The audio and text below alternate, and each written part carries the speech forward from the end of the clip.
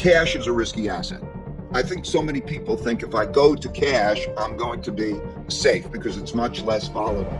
But please realize in this environment of producing a lot more cash, the real returns go down. It's a seductive asset because, let's say, relative to inflation, you might get taxed 7% a year. That's a huge amount of money over time, but it's a subtle tax. So first, watch that.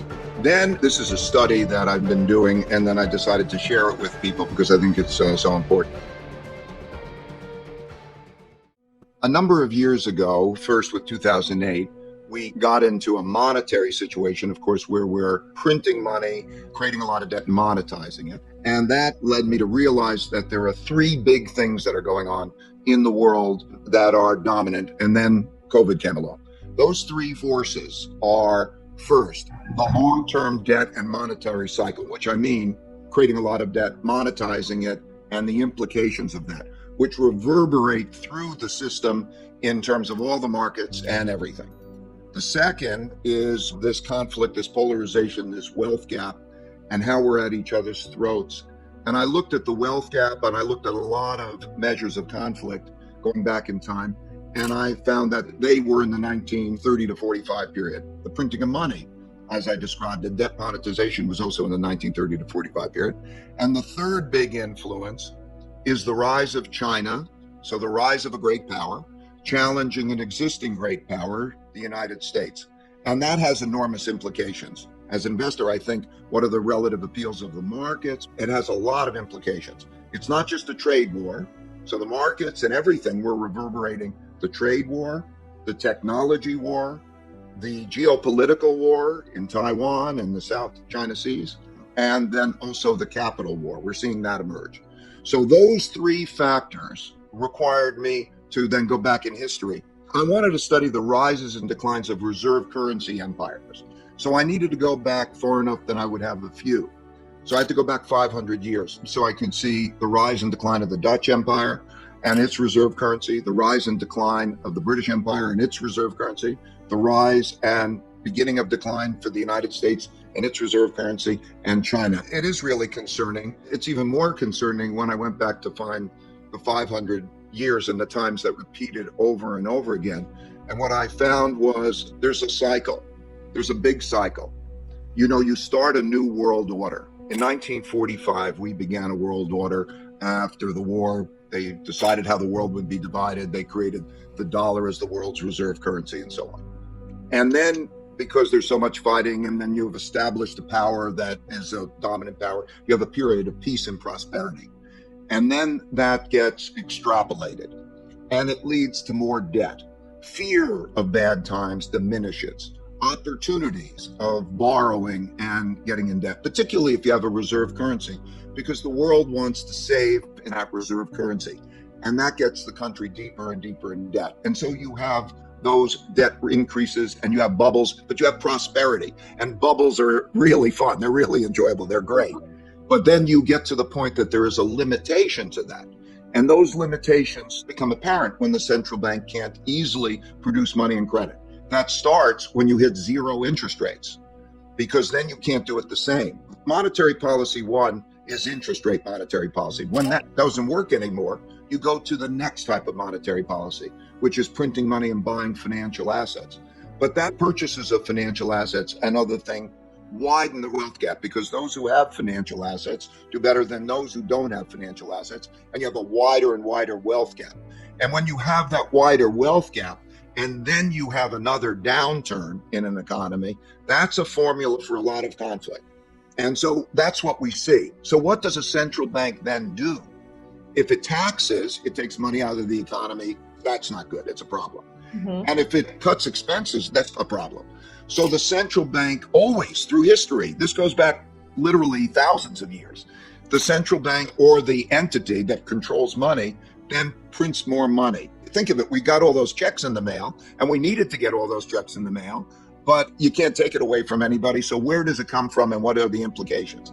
So that happens for logical reasons.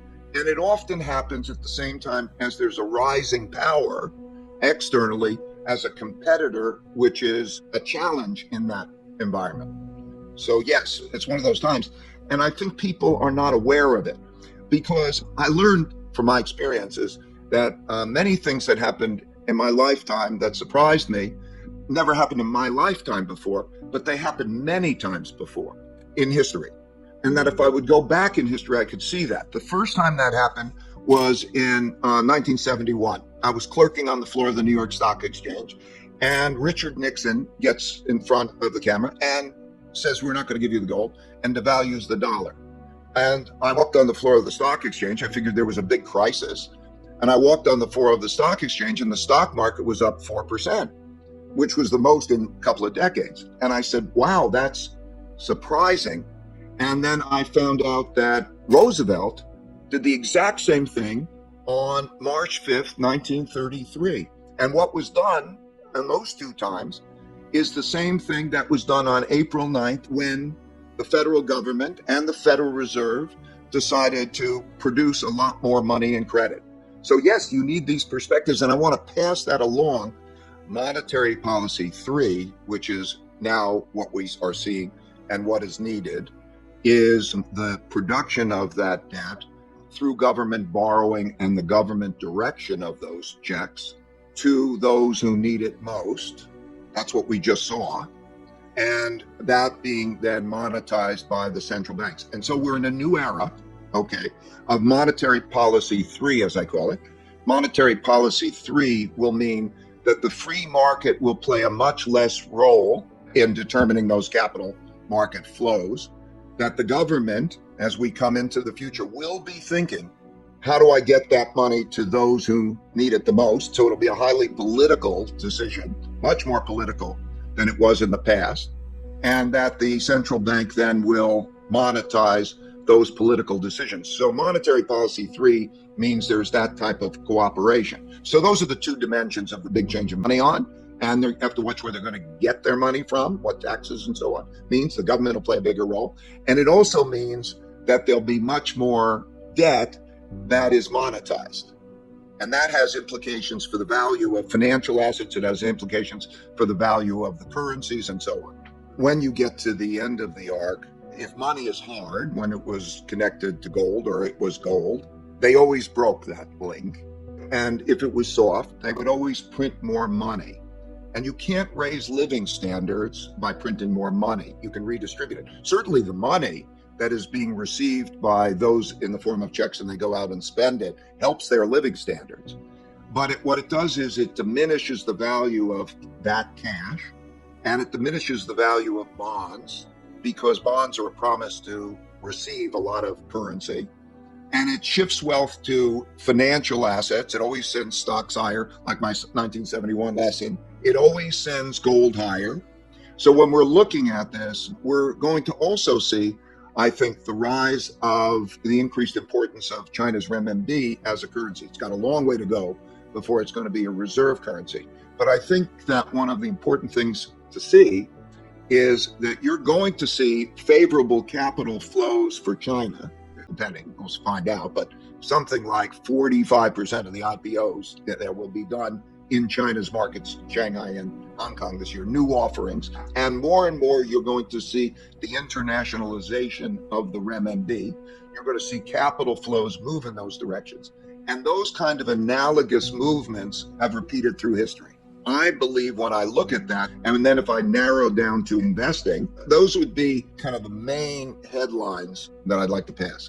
It would be, first, to realize that cash is not a safe investment. It's a very risky investment.